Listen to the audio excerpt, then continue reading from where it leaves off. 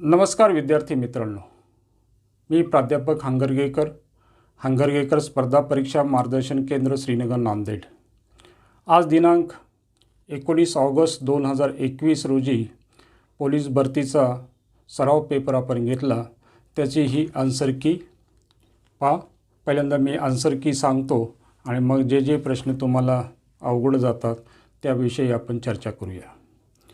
Number 1चा आहे 3, 2चा आहे 3, 3चा आहे 3, 4चा आहे 1, 5चा आहे 4, 6चा आहे 2, 7चा आहे 1, 8चा आहे 4, 9चा आहे 3, 10चं 1, 11चं 2, 12चं 2, 13चं 2, 14चं 4, 15चं 4, 16चं 1, 17चं 2, 18चं 4, 19चं 4, 20चं 3,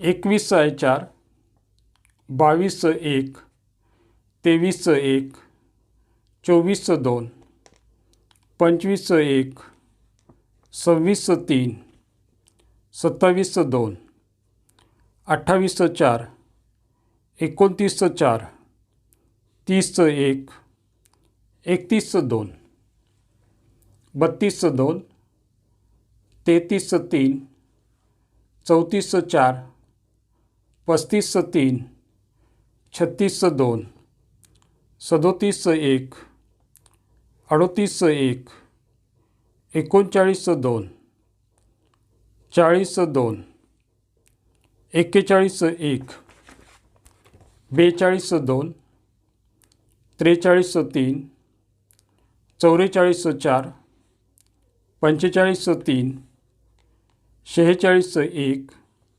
47चं 4, 48चं 4, 49चं 2, 50चं 4, 51चं 2, 52चं 4, 53चं 3, 54चं 2, 55चं 1, 56चं 2, 57चं 1, 58चं 4, 59चं 1, 60चं 2, 61चं 4, 62चं 3, 63चं 1, 64चं 1, 65चं 4, 66चं 2, 67चं 1, 68 2, 69 2, 70 1, 71 2, 72चं 4, 73चं 4, 74चं 3, 75चं 2, 76चं 3, 77चं 3, 78चं 1, 79चं 2, 80चं 3, 81चं 4, 82चं 2, 83चं 1, 84चं 4, 85चं 2, 86चं 3, 87चं 2, 88 4, 89 4, 90 2, 91 3, 92 3, 93 1, 94 4, 95 4, 96 4, 97 2, 98 2, 99 3 आणि 100 2। तर ही झाली आजची आन्सर की। आज दिनांक 19 ऑगस्ट 2021 रोजी घेण्यात आलेल्या पोलीस भरती सराव पेपरचं आज विश्लेषण, जे तुम्हाला प्रश्न अवघड गेलेले आहेत त्या प्रश्नांची आपण चर्चा करणार आहोत। तर जरूर याचं तुम्ही नीट मी कसे सोडवले आहेत, तुम्हीसुद्धा कशा प्रकारे सोडवायला पाहिजे याची आपण चर्चा करूया। ओके, नंबर 1चा प्रश्न आहे इथं दिलेलं आहे 17, 25, 33, 41, 49 आणि डॅश. पहा, यामध्ये एक तर वर्ग असतो, घन असतो किंवा वजाबाकी, दुप्पट, निमपट अशा प्रकारचे असतात अंकगणितावर. तर पहिल्यांदा आपण यांची वजाबाकी करून पाहूया. 25मधून 17 गेले, 8 उरतात. 33मधून 25 गेले, 8 उरतात. 41मधून 33 गेले, 8 उरतात. 49मधून 41 गेले, 8 उरतात. म्हणजे याच्यामध्ये 49मध्ये आपण 8 मिळवले. 9 आणि 8, 8 आणि 8 16 आणि 17 म्हणजे 57 हे उत्तर यायला पाहिजे. ओके, समजते. या प्रकारे हा झाला सिंपल साधा प्रश्न. पुढे पाहूया नेक्स्ट पुढचा प्रश्न. ओके, हे आहे 3.2 गुणिले 3.2 गुणिले 3.2 वजा 2.4 गुणिले 2.4 गुणिले 2.4 भागिले 3.2 गुणिले 3.2 अधिक 2.4 गुणिले 3.2 अधिक 2.4 गुणिले 2.4 बरोबर किती. असे जे सर्व प्रश्न असतात हे सूत्रावर आधार दिसायलाच मोठे असतात, म्हणून याच्यावर सूत्र जे आहेत हे सगळे पाठ पाहिजे. जसं a + bचा वर्ग असेल तर a वर्ग अधिक 2ab + bचा वर्ग. a - bचा वर्ग असेल तर aचा वर्ग वजा 2ab + bचा वर्ग. a वर्ग वजा b वर्ग असेल तर a वजा b एका कंसात आणि a + b एका कंसात. a अधिक bचा घन असेल कंसाचा घन तर aचा घन अधिक bचा घन अधिक 3ab a + b ह्या प्रकारचा. a - bचा घन असेल तर aचा घन वजा bचा घन -3ab a - b. aचा घन अधिक bचा घन असेल तर एका कंसात a + b दुसऱ्या कंसात a वर्ग अधिक ab इथं वजा होणार वजा ab + bचा वर्ग. आणि aचा घन वजा bचा घन असेल तर a वजा b एका कंसात आणि a वर्ग इथं अधिक होणार ab + bचा वर्ग. तर असे हे सूत्र, या सूत्रांचा वापर. तर इथं कोणत्या नंबरचं होणार पहा, 3.2चा घन -2.4चा घन आहे ना, या सूत्राचा वापर करायचा. किंवा जिथं a आहे की नाही 3.2 असेल तिथं a लिहा आणि 2.4 असेल तिथं b लिहा आहे ना. हे होणार म्हणजे aचा घन वजा bचा घन भागिले हे होणार aचा वर्ग प्लस हे b गुणिले a किंवा ba प्लस हे होणार bचा वर्ग. म्हणजेच आता याचा विस्तार आपल्याला पहा, इथं आहे 3 नंबरचा याचा वापर करायचा आहे. म्हणजेच a - b एका कंसात आणि दुसऱ्या कंसात a वर्ग प्लस ab प्लस bचा वर्ग भागिले a वर्ग प्लस ab प्लस bचा वर्ग. ba म्हणजेच ab आहे ना. तर हा कंस आणि हा कंस कॅन्सल होतो. a साठी आपल्याला 3.2 लिहिलेलं आहे आणि b साठी 2.4 लिहिलेलं आहे. म्हणजेच याचं उत्तर येणार 0.8 अशा प्रकारे. ओके, समजते. तर हे गणित दिसायलाच मोठे असतात, हे सूत्रावर आधारित असतात हे सर्व गणितं. तर हे काय ज्यांचा सराव असेल त्यांना हे लवकर समजते आहे ना. ओके, पुढे जाऊया नेक्स्ट प्रश्न. तिसऱ्या प्रश्नाकडे जाऊया आपण. प्रश्न क्रमांक 3. पहिल्या 25 पूर्ण संख्यांची सरासरी. पूर्ण संख्या म्हणजे काय? पूर्ण संख्या म्हणजे ज्याची सुरुवात 0 पासून होते. 0, 1, 2, 3, 4 आणि शेवट होणार 24. पहिल्या 25 पूर्ण संख्या म्हणजे हे आहे ना. हे काय? पहिल्या 25 पूर्ण संख्या. आता यांची सरासरी काढायची. सरासरीचा म्हणजे काय? सरासरी बरोबर आहे, सरासरी बरोबर आहे एकूण संख्यांची बेरीज भागिले एकूण संख्या. एकूण संख्या.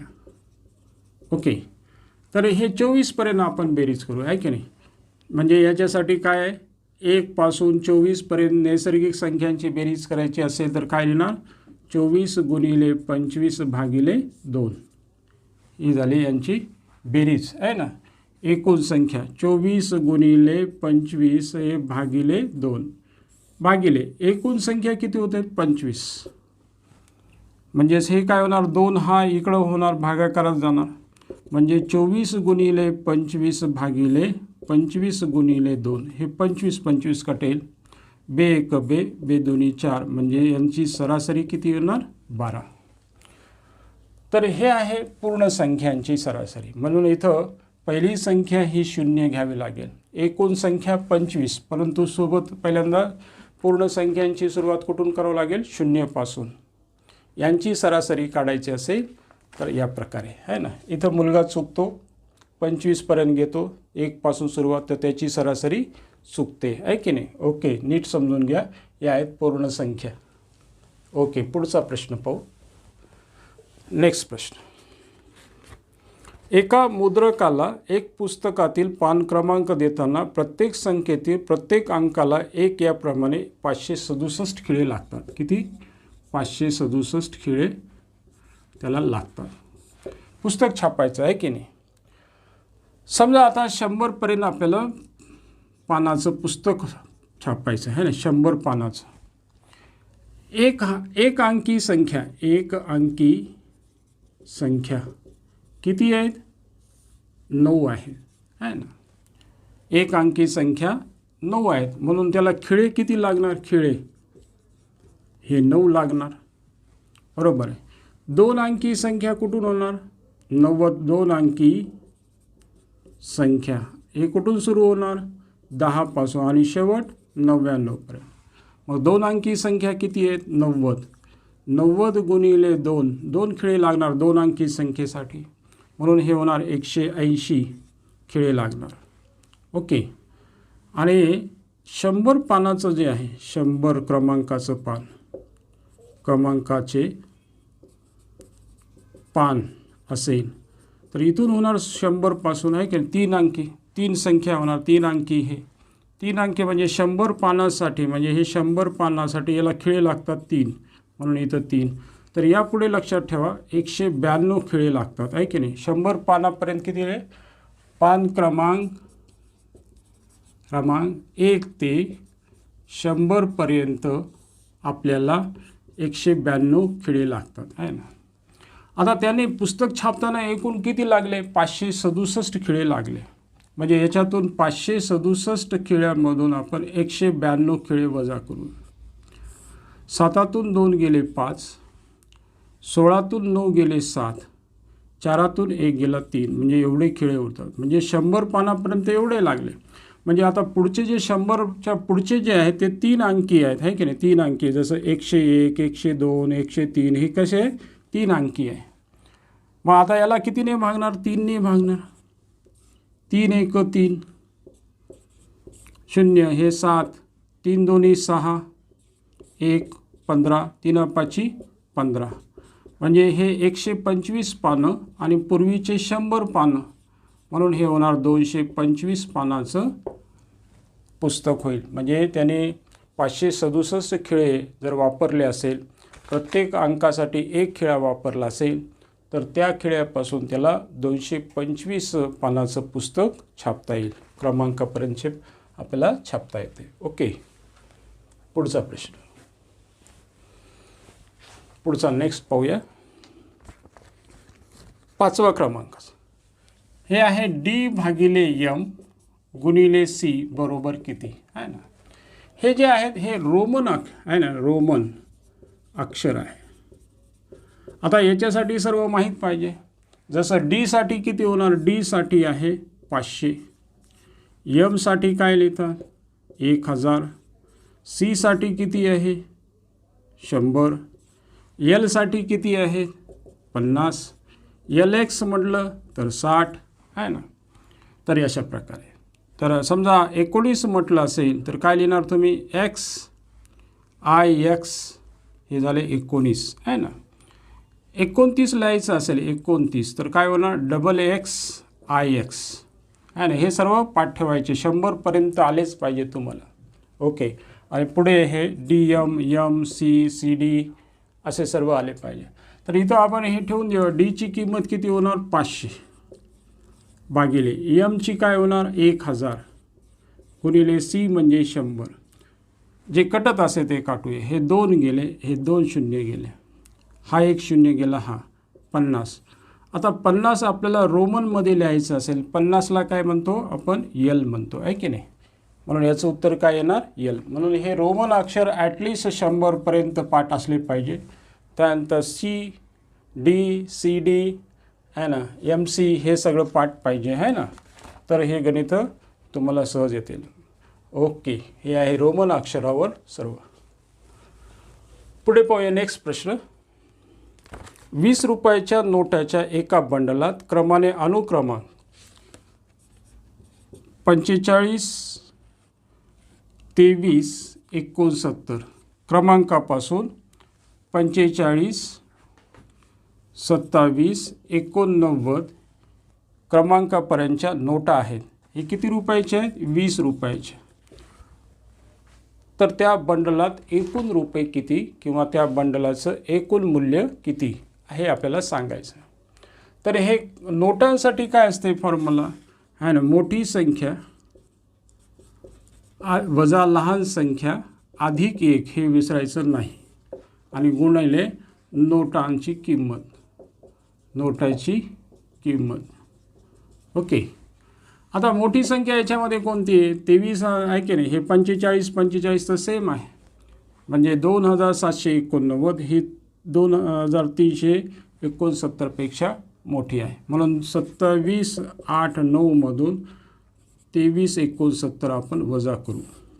9 9तून 9 गेले 0, 8तून 6 गेले 2, 7तून 3 गेले 4 आहे ना. आता याच्यामध्ये 1 ने वाढ म्हणजे हे होणार 421 आहे ना. 421 ही काय झाले नोटांची संख्या. एका नोटीचं मूल्य किती आहे 20 रुपये म्हणून 20 ने गुणणार. हे होणार 2 4 8 याच्यावर 1 शून्य म्हणजे 8420 रुपये त्या नोटांचं मूल्य होईल आहे ना. अशा रीतीने. तर हे लक्षात ठेवा फॉर्म्युला. मोठी संख्या वजा लहान संख्या अधिक 1. ओके. त्यानंतर पाहूया पुढचा प्रश्न. 26 जानेवारी 2025 रोजी कोणता वार आहे. तर हे दिलेलं जे वर्ष आहे त्याच्यामधून 1 वजा करायचं. 25 मधून 1 गेला 24 म्हणजे हे 24 लिहायचं. या 24 वर्षात लीप वर्ष येणार आहे ना. 24 भागिले 4 हे लीप वर्ष. किती लीप वर्ष येतात. त्यानंतर आता हे वर्षाचं आहे तर वर्षाचा कोड आहे. तर वर्षाचा कोड जर 100 वर्ष आलं तर 5 दिवस, 200 वर्ष आलं तर 3 दिवस, 300 वर्ष आलं तर 1 दिवस आणि 400 वर्ष आलं तर 0. हे आहे लीप वर्षापासून आहे ना. जसं 2000 हे काय लीप वर्ष आहे. आता 100 वर्ष होतात का नाही होत म्हणून इथं होणार 0 घेणार. 2000 आलं की 0. आता इथून आपल्याला काय करावं लागेल 26 तारखे म्हणजे तारखेवर यावं लागेल. 26 तारखेवर हे 26 भागिले 7. आता हे 24 अधिक 4 सख 24 प्लस 0 प्लस 26 भागिले 7. 24 आणि 6 किती होणार 30. 30 प्लस 26 म्हणजे 56 भागिले 7 म्हणजे 7 8 56 म्हणजे बाकी किती होणार 0 आहे ना. 56ला आपण 7 ने भागितलं तर बाकी 0 येते. या 0वर या बाकीवर चालतो म्हणून बाकी जर 0 आलं 0 जेव्हा येईल तर रविवार, 1 असेल तर सोमवार, 2 असेल तर मंगळवार, 3 असेल तर बुधवार, 4 असेल तर गुरुवार, 5 असेल तर शुक्रवार आणि 6 असेल तर शनिवार. याला वेगवेगळ्या पद्धतीने काढता येतं, मी या पद्धतीने काढलेलं आहे. तर ही माझ्यासाठी सिंपल आहे. आणि ज्याला समजलं नसेल तर दिनदर्शिका हा चॅप्टर पूर्ण पहा. त्या दिनदर्शिका या चॅप्टरमध्ये तुम्हाला डिटेल समजून येईल. ओके, सर्वात महत्त्वाचा मुद्दा आहे. तर हे आता फास्ट ट्रॅकमध्ये तुम्हाला हे सगळं तुम्हाला गणितं आली पाहिजे. ओके, पुढे पाहूया. 8वं गणित आहे 2.1/2 वजा 1.1/4 प्लस 3.1/2 बरोबर किती. याच्यामध्ये पूर्णांक अंक आहे 2. 2 वजा 1 अधिक 3 हे एका बाजूला लिहिणार आणि अपूर्णांक 1/2 वजा 1/4 अधिक 1/2 असं लिहिणार. 5तून 1 गेला 4 हे जसं तसं हे आणि 1 अधिक 1/2 आणि 1/2 म्हणजे याचं उत्तर 1 वजा 1/4 म्हणजे 4 अधिक 4तून 1 गेला म्हणजे याचं उत्तर 3/4 म्हणजे 4.3/4 असं हे शॉर्टली सोडवता आलं पाहिजे, फास्टली या प्रकारे. ओके, आता हे उत्तर नसेल तर दशांशमध्ये असेल आहे की नाही, म्हणून याला काय करणार आपण 4 दशांश. आता हे उत्तर तर नाही म्हणजे दशांशमध्ये काढूया. 4 1 4 4 7 28 2 उरले 20 झाले 4 5 20 4.75 या प्रकारे. ओके, पुढचं पाहूया 9 नंबरचं. 9 नंबर काय सांगते. हे आहे 25 वजा 5 कंसामध्ये 2 अधिक 3 महिरूपी कंसात 2 वजा 2 कंसामध्ये 5 वजा 3 अधिक 5 महिरूपी कंस बंद चौकोनी कंस बंद भागिले 4 बरोबर किती आहे ना. हे सोडत असताना काही नियम आहे ना. पहिला असतो रेखीय कंस सोडवायची सुरुवात, दुसरा आहे साधा कंस, तिसरा आहे महिरूपी कंस आणि चौथा आहे चौकोनी कंस. या क्रमानुसार सोडवले. दुसरी गोष्ट याच्यामध्ये कंचे बाग बेव म्हणजे पहिल्यांदा होणार भागाकार, नंतर गुणाकार, नंतर बेरीज आणि नंतर वजाबाकी. या प्रकारे हा सोडवला पाहिजे. आता याच्यामध्ये सर्वात लहान कंस कोणता आहे, हा आहे. 5तून 3 गेले 2 हे बाजूला लिहायचं म्हणजे एवढ्याबद्दल तुम्हाला 2 आलं. 2 आणि 2 आता ह्याचं ब्रॅकेट इकडून सोडत आलं. 2 वजा 2 गुणिले 2 म्हणजे 4 अधिक 5 हे महिरूपी कंस बंद. एवढ्याचं उत्तर काय येणार आहे 5 आणि 2 7 7मधून 4 गेले 3 एवढ्याचं उत्तर तुमचं आलं हे 3 आलेलं आहे ना. म्हणजे हे असं या प्रकारे हे पहिल्यांदा कंस सोडून घेतला या प्रकारे. त्यानंतर आता ह्या 3ने इथं आता 25 जशाला तसं याला जास्तीत जास्त कमी करण्याचं लिहायचं टाळायचं. 2 अधिक 3 गुणिले हे 3 कंस बंद 25 वजा 5 हे भागिलेल्या जशाला बसा आहे 4. ओके, हे 5 हे होणार 9 9 2 11 गुणिले 11 भागिले 4 आहे ना. म्हणून ह्यांचा गुणाकार करून भागितलं तरी चालेल. 25 वजा 11 5 55 भागिले 4 असंही लिहिलं तर चालेल. याचा आणि याचा अर्थ भागितला तरी चालतो. 25 चौक 100 100 वजा 55 भागिले 4 100मधून 55 गेले 45 भागिले 4. आता हे पहिलं उत्तर आलेलं आहे. याच्यामध्ये तुम्हाला आवश्यक आहे दशांशमध्ये दिलेलं आहे म्हणून हे होणार 4 1 4 4 1 4 1 उरला. इथं दिलं 0 दिलं तर इथं दशांश 4 2 8 4 5 20 म्हणजे हे पण उत्तर बरोबर आहे आणि हे पण उत्तर बरोबर आहे. या प्रकारे हे सोडवलं पाहिजे. बोडो मासवर एक गणित असतेच पहा. बोडो मासवर एक गणित ठरलेलं असतं परीक्षेला म्हणून हे सगळे नियम पाठ असलेच पाहिजे. ओके, समजते. नसेल तर याची प्रॅक्टिस करा आणि घरी सोडून पहा. ओके, पुढचा प्रश्न पाहूया. नेक्स्ट 10वा आहे 29.791 या संख्येचं घनमूळ काढायचं. घनमूळ म्हणजे असं आहे ना, बरोबर किती. कधी कधी शब्दात देतात घनमूळ काढा, आहे ना. आता याचं घनमूळ काढायचं असेल तर डायरेक्ट एक मेथड आहे, 29,791 भागिले 1000 आहे ना. आता 29,791चं आपल्याला घनमूळ काढायचं आहे. तर घनमूळ काढत असताना याच्या 3च्या जोड्या घ्यायच्या, हे 3च्या जोड्या याला 2च्या जोड्या मिळेल, आहे की नाही. इथं आल्यानंतर आपण पहिल्यांदा प्रश्न विचारायचा, कोणत्या संख्येचा घन 29पेक्षा लहान आहे. जसं तुम्हाला माहीत आहे 1चा घन 1, 2चा घन 8, 3चा घन 27, 4चा घन 64 या प्रकारे. कोणत्या संख्येचा घन हा 29पेक्षा लहान आहे? हा हे 3च्या घनाचा. डायरेक्ट एकक स्थानी पोहोचायचं, एकक स्थानी. कोणत्या संख्येचा घन केल्यानंतर एकक स्थानी 1 येईल, तो होणार म्हणजे 1चा. म्हणून हा 31चा घन असला पाहिजे, हा 31 लिहिणार. 1000चं घनमूळ 10, म्हणून हे होणार 3.1 या प्रश्नाचं उत्तर. तर सर्वच मुलांना वर्गमूळ घनमूळ हे काढताच आलं पाहिजे. याच्यावर कमीत कमी 2 मार्काचे गणित विचारले जातात, मार्काचं आहे ना. याच्यावर तुम्हाला येणं आवश्यकच आहे. म्हणून हे सर्व गणितं जरूर हा धडा परफेक्टली करायलाच पाहिजे. याच्यावर 2 मार्काचं नेहमीच तुम्हाला विचारतं. दिशेमध्ये उपयोग आहे याचा, वर्गमुळाधडामध्ये आहे, त्यानंतर क्षेत्रफळमध्ये याचा होतो, काटकोन त्रिकोणाशी होईल. म्हणजे बरेच धडे याच्यावरची उपयोगाचे आहेत. ओके, असो पुढचं आपण पाहूया.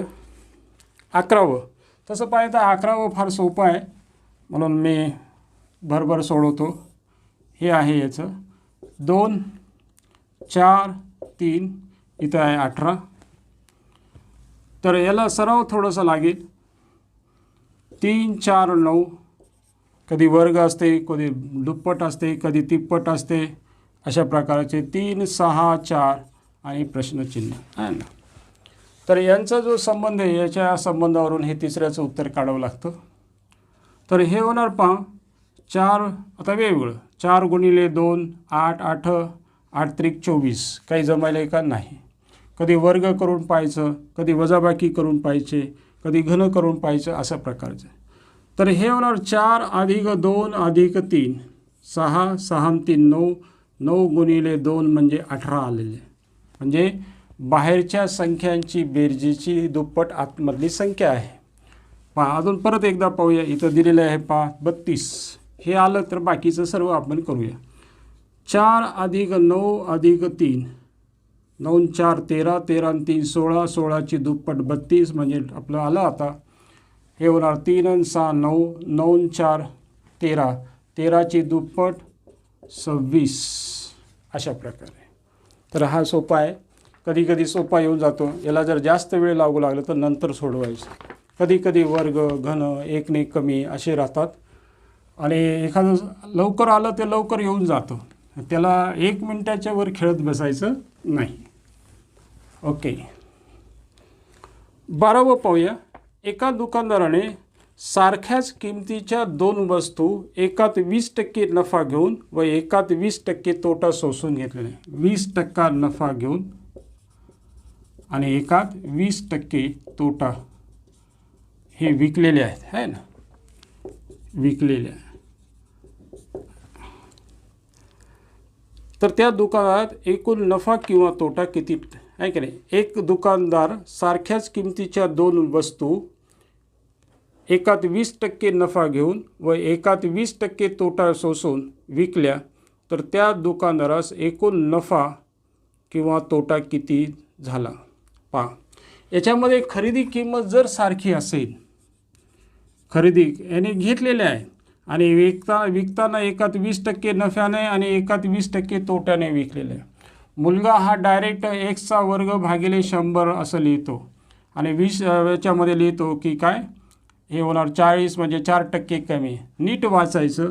जर इथं खरेदी किंमत दोघांची सारखी आहे, याच्यामध्ये काय खरेदी किंमत दोघांची सारखी आहे, अशा वेळेस काय करायचं, 20% नफा आणि 20% तोटा असेल तर हे होणार ना नफा ना तोटा होतो.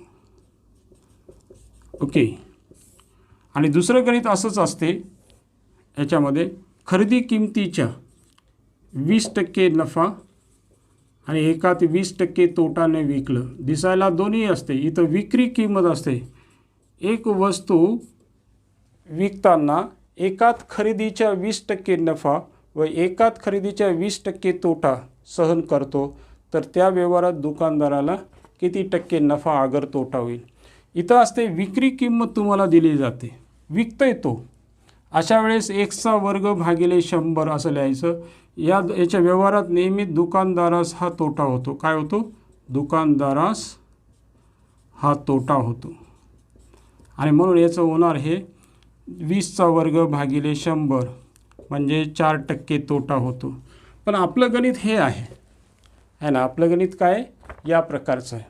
पहा, एक दुकानदार सारख्याच किमतीच्या 2 वस्तू एकात 20% नफा घेऊन व एकात 20% तोटा सोसून विकल्या, तर त्या दुकानदारास एकूण नफा किंवा तोटा किती झाला?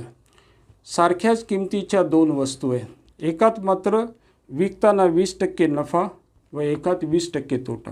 अशा प्रकारचं गणित असेल तर ना नफा. हे कन्फ्युजन आहे प्रत्येकामध्ये. हे आहे सारख्याच किमतीच्या जर 2 वस्तू असेल, एकात सारखाच नफा आणि सारख्याच तोट्याने विकत असेल, तर या व्यवहारात ना नफा ना तोटा होतो. इथं समजून घ्या नीट. हे विक्री किंमत दिली आहे ना. उदाहरणार्थ, एक घड्याळ 2 सारख्याच किमतीच्या 495 रुपयाला विकलेले आहेत, आहे की नाही. अशा हे विक्री किंमत देतात. विक्री किंमत.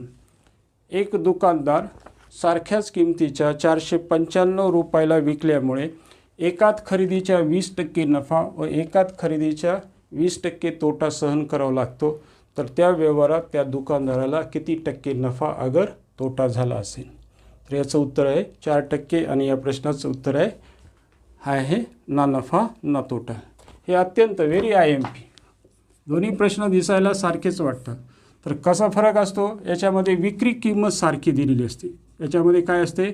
विक्री किंमत सारखी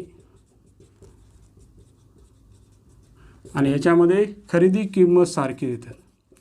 खरेदी किंमत सारखी. ओके. तर हे नीट अभ्यासा आणि समजून घ्या हे दोन्ही गणित. ओके. हे पुष्कळ वर्षापासून हे प्रश्न विचारलेले आहेत. तर दोन्ही गणितामध्ये फरक आहे. नीट हा समजून घ्यायला पाहिजे. पुढचा प्रश्न 13. घातांकर आधार 3चा शून्यवा घात अधिक 7चा शून्यवा घात गुणिले 1/3चा शून्यवा घात बरोबर आहे. हे आहे घातांकाच्या नियम.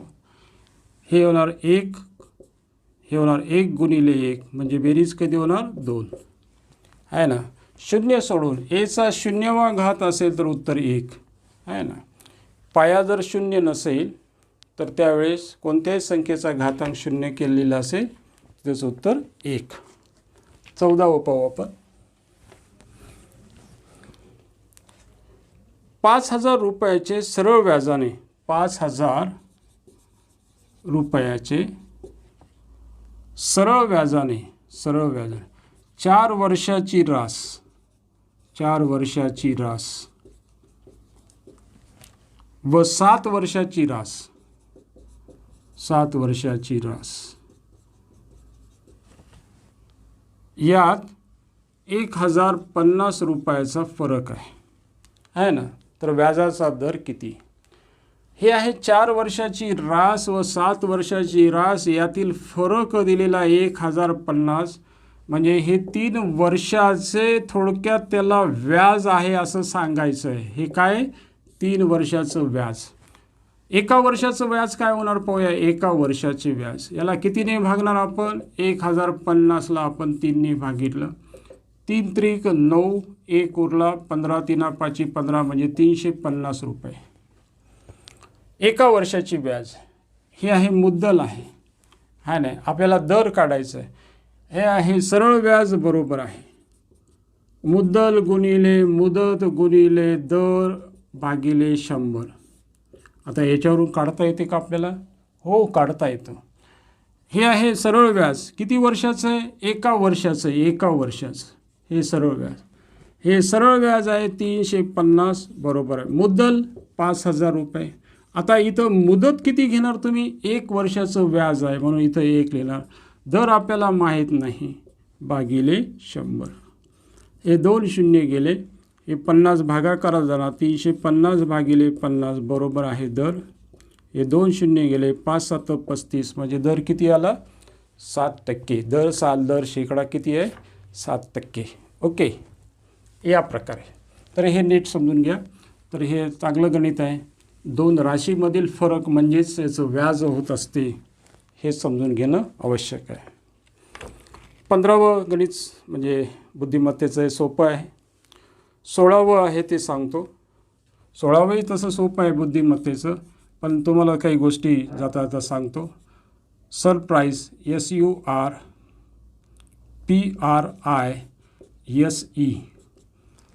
बद्दल HFIKIRHV. पाय हे अल्फाबेटिकल लिहित असताना यांचे कोडिंग माहीत पाहिजे. जसं एचा नंबर 1 आहे, बीचा नंबर 2 आहे, सीचा 3 आहे, आहे की नाही, एक्सचा आहे 24, वायचा आहे 25 आहे ना, आणि झेडचा आहे 26. याला उलटंसुद्धा पाठ करायला पाहिजे आहे ना. एचं उलटं सांगायचं असेल तर 27मधून 1 गेला झेड आहे ना, 26 म्हणजे झेडचा नंबर येतो आहे ना. असं कोणतं आहे? सी आहे 3, 27मधून 3 गेले 24, 24 म्हणजेच काय होणार याच्यामध्ये? एक्स. अशा प्रकारे उलटं सुलटं सर्व पाठ पाहिजे. यसचा नंबर आहे. यस किती आहे? यस 19, यू आहे 21, आर आहे 18, पी आहे 16, आर 18, आय म्हणजे 9, यस आहे 19, ई आहे 5. H 8, F 6, I 9, K 11, HIJK, I 9, R 18, H 8, V 22. आता हे कसं समजायचं? उलटं सुलटं आहेत का? पहा 19 आणि 8 27 म्हणजे एकमेकाच्या विरुद्ध आहे. यस आणि एच हे एकमेकाच्या विरुद्ध आहे. पहा ई आहे 5 आणि 22 हे एकमेकाच्या विरुद्ध. 22 आणि 5 27. बेरीज जर 27 येत असेल तर एकमेकाच्या विरुद्ध दिशेला आहे. ओके, तर अशा प्रकारे ह्या सगळ्या गोष्टी समजून दरवेळेस काय असंच राहते असं नाही आहे. तुम्हाला ते डोकं दरवेळेस त्यानुसार प्रश्नानुसार बदलावं लागेल. कधी 1चा फरक असेल, कधी 2चा फरक असेल, कधी 4चा फरक असेल, कधी प्लस असतो, कधी मायनस असतो. या सगळ्या गोष्टी समजून घ्या. आता ते दिलेलं आहे तुमचं, आता समजलं असेल. पॅटर्न आहे PATTERN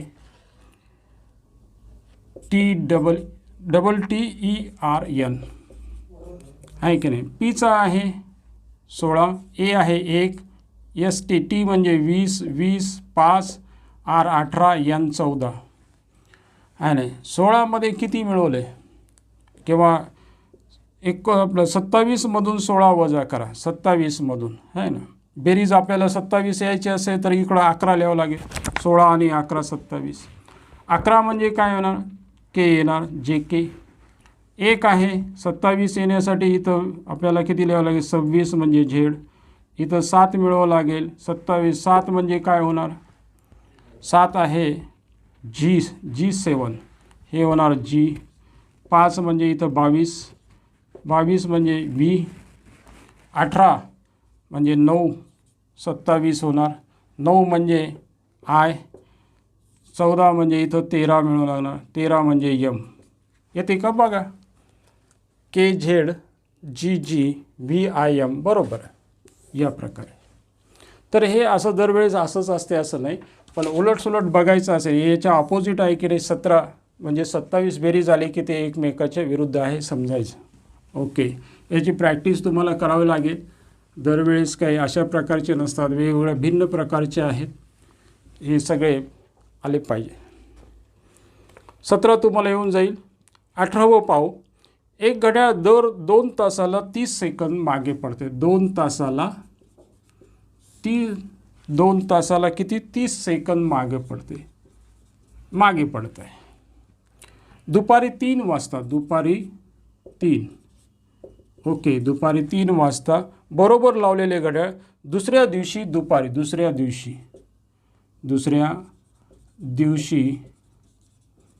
3 वाजता, 3 वाजता किती वाजलेले दाखवेल. लक्षात ठेवा, ही मागे पडणारी घड्याळ किती तासाला आहे? दर 2 तासाला, दर 2 तासाला आहे ना. एक घड्याळ दर 2 तासाला 30 सेकंद मागे पडते. म्हणजे आता याच्यावर काय आहे, हे आजचे 3 दुपारचे 3 ते दुसऱ्या दिवशीचे दुपारचे 3 यामध्ये किती तासाचा फरक? 24 तास. 2 तासाला 30 सेकंदाचा फरक आहे, तर 24 तासामध्ये किती सेकंदाचा फरक पडेल? म्हणून 24 गुणिले 30 भागिले 2 हे होणार 12, 12 त्रिक 36 म्हणजे 360 सेकंद आहे ना. आता सेकंद म्हटलं तर तुम्हाला 60 सेकंद, एका मिनटामध्ये 60 सेकंद, म्हणून याला काय करायचं, मिनटामध्ये करायचं असेल तर 360ला 60ने भागिले तर मिनिट येणार. हा शून्य गेला म्हणजे 6 6 36 म्हणजे 6 मिनटं आपली घड्याळ 24 तासात मागे जाणार. म्हणजे 3 वाजता असेल तर 3च्या मागे 6 मिनटं म्हणजे किती होणार? 2 वाजून 54 मिनटं आहे ना. आणि हीच घड्याळ जर पुढे जात असेल तर 3 वाजून 6 मिनटं झाले असते आहे ना. दर 2 तासाला 30 सेकंद. नीट प्रश्न वाचायचं आहे. दर 2 तासाला आहे. आपल्या वाचण्यामध्ये दर तासाला वाचण्यात याचं उत्तर बदलते. ओके, तर काळजीपूर्वक प्रश्न वाचला पाहिजे. अतिशय प्रश्न सोडवत असताना व्यवस्थित वाचन केलं पाहिजे आणि त्याच्यानुसार ते उत्तर काढता आलं पाहिजे.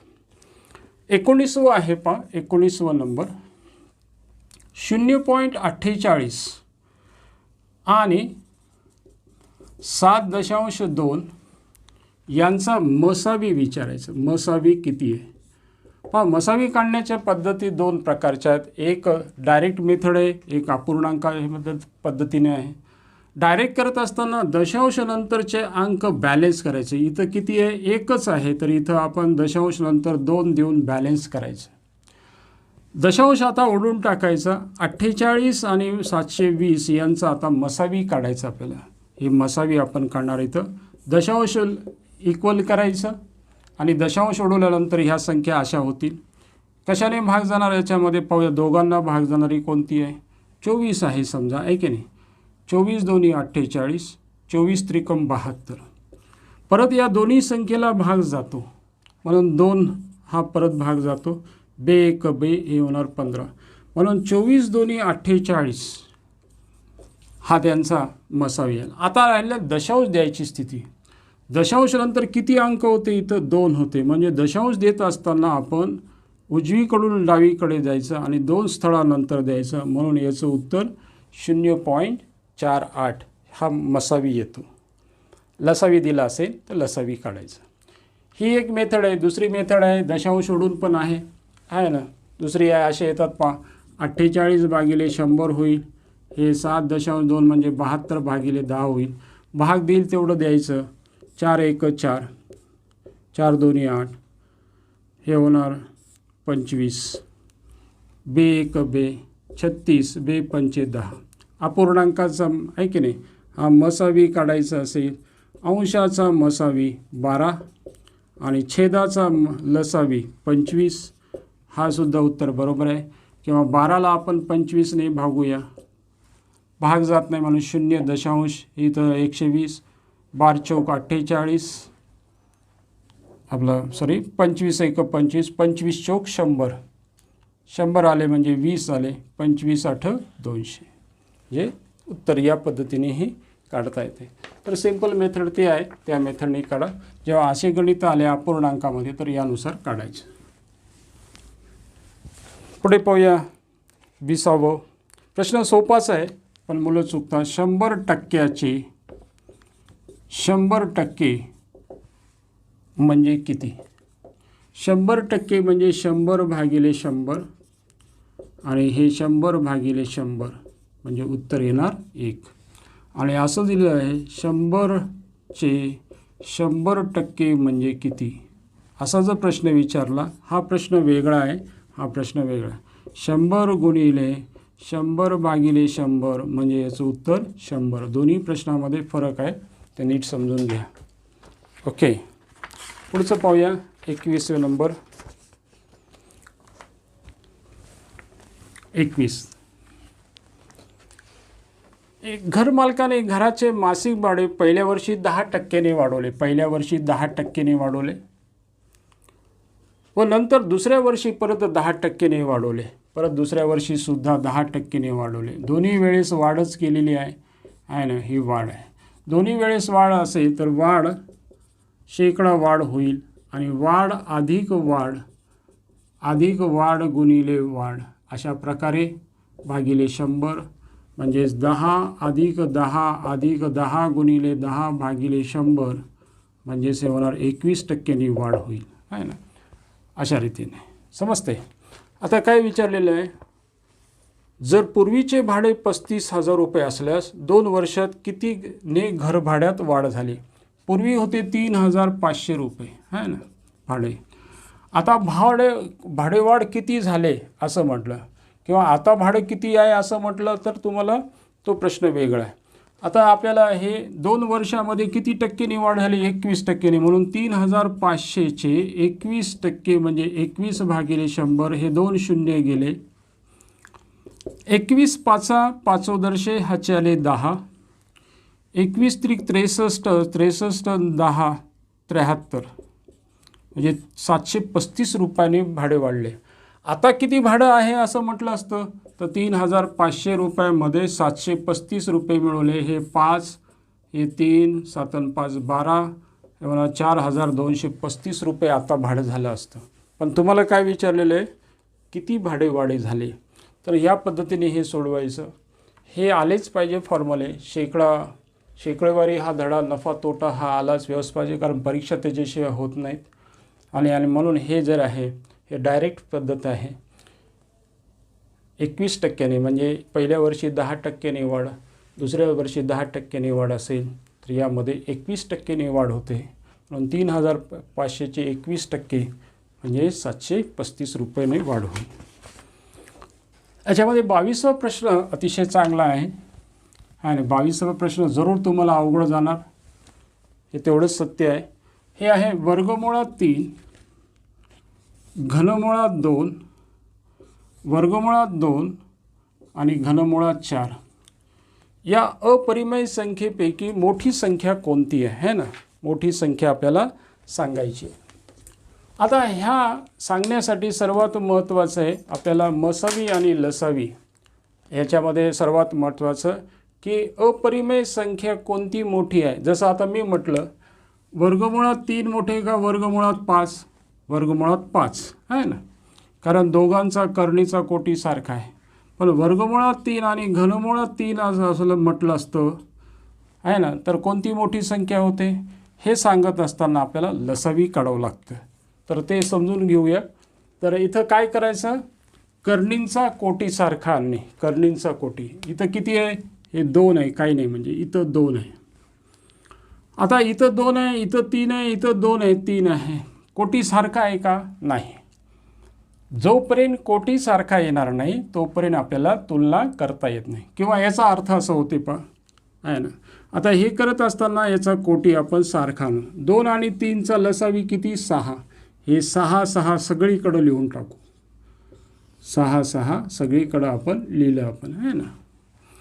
या 2ने 6ला भागितलं तर किती होणार? उत्तर 3. या 2ने 6ला भागायचं, उत्तर आलं 3. 3चा 3रा घात म्हणायचं. या 3ने परत 6ला भागितलं तर उत्तर येणार 2 म्हणजे 2चा 2रा घात. या 2ने 6ला घेतलं तर 2चा 3रा घात. या 3ने 6ला तर 4चा 2रा घात. हे लिहिलं सारखंच आहे. पहा, याला घातांकामध्ये लिहायचं असेल, याला घातांकामध्ये आपण व्यक्त करूया. 3.3चा 1/2 घात एवढंच आलं पाहिजे. 3चा हे डोक्यावर 3 येईल आणि हे येईल मूळ 1/2 म्हणजे हे लिहिलेलं आणि हे लिहिलेलं सारखंच आहे. ओके, आता लिहूया. इथं 3चा 3रा घात म्हणजे 27. इथं होणार 2चा 2रा घात म्हणजे 4. हे होणार 2चा 3रा घात म्हणजे 8. हे होणार 4चा 2रा घात म्हणजे 16. आता कोटीसारखा आहे सगळ्यांची, तर तुलना करता येते. ही आहे मोठी संख्या, सर्वात लहान कोणती होणार ही आपल्याला मोठी विचारलेली आहे, म्हणून याचा संबंध वर्गमूळात 3. म्हणून दिलेल्या अपरिमेय संख्येमध्ये सर्वात मोठी संख्या आहे वर्गमूळात 3. समजते? ओके, चांगला प्रश्न आला हा. ओके, पुढे पोहूया. दर साल दर शेकडा किती दराने व्याज आकारणी करावी, म्हणजे 1500 रुपयावर 3 वर्षात 540 रुपये व्याज मिळेल, आहे ना. दर साल दर शेकडा, दर काढायचा आहे 3 वर्षात. हे दिलेलं आहे 1500 रुपयावर, म्हणजे मुद्दल दिलेली. वाचून हे आपल्याला लिहिता आले पाहिजे. ही मुद्दल आहे. मुदत किती होणार? 3 वर्ष. हे वाचून समजलं पाहिजे. आणि 540 रुपये हे व्याज आहे. हे व्याज आहे. तर दर काढायचा, दर साल दर आहे की नाही. म्हणजे हे सरळ व्याज बरोबर आहे. हे वाचून डेटा लिहिता आलं पाहिजे मुलांना. नीट वाचून, कोणतेही गणित येते हे वाचून तुम्ही हे डेटा त्यांनी लिहिता आलं पाहिजे. सरळ व्याज बरोबर आहे मुद्दल गुणिले मुदत गुणिले दर. हे मिळत नाही. हे दर भागिले 100. तर हे तुम्ही फास्ट लिहायला. सरळ व्याज आहे 540, मुद्दल आहे 1500, मुदत आहे 3, दर माहीत नाही, भागिले 100. जेवढे कटत असेल तर इथंच कमी करायचं. हे होणार 540, हे होणार 15 भागिले 3. गुणायचं नाही, परत भागायचंच आहे म्हणून परत गुणायचं कशाला.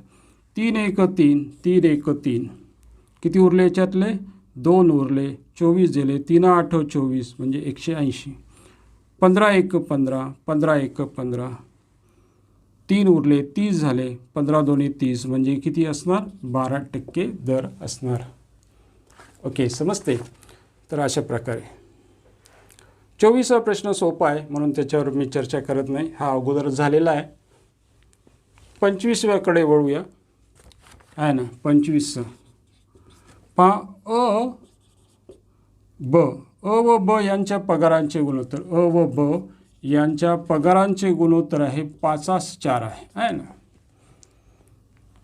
त्यानंतर ब व क च्या, ब आणि क च्या यांच्या पगाराचे गुणोत्तर 2:3 आहे.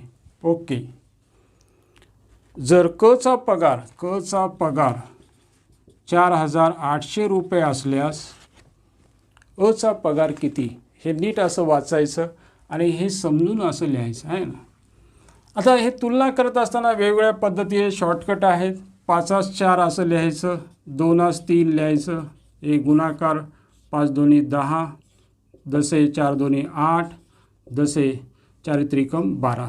जर भाग जात असेल अजून तर भाग द्यायचं. हे होणार 5 दसे 4 दसे हे 6. आता ह्याचा संबंध हे आहे ABC, आहे ना. क चा संबंध दिलेला आहे म्हणजे हे 48 आहे ना. एक्सच्या समानपट मानले 5x 4x आणि 6x. 6x बरोबर आहे 4800 म्हणजे 6 1 6, 6 8 48 म्हणजे 800 रुपये. एक्स म्हणजे किती आलं? 800 रुपये आलेले. तर आपल्याला कोणाचं काढायचं? अचं काढायला सांगितलं. पहा अचं म्हणजे 5 गुणिले 800 म्हणजेच 5 8 8 45 म्हणजे 4000 रुपये कोणाचा पगार राहील? अचा. आणि बचा काढायचा असेल तर हे 4 गुणिले 8 म्हणजे 8 चौक 32, 3200 रुपये पगार. अशा प्रकारे हे सोडवायला पाहिजे. तर पुढचं आपण परत पाहूया नेक्स्ट पिरियडमध्ये, आहे ना. जे जे अवघड असं वाटतात ते जरूर कॉमेंट्स करा. आज इथं थांबतो. धन्यवाद. जय हिंद, जय महाराष्ट्र.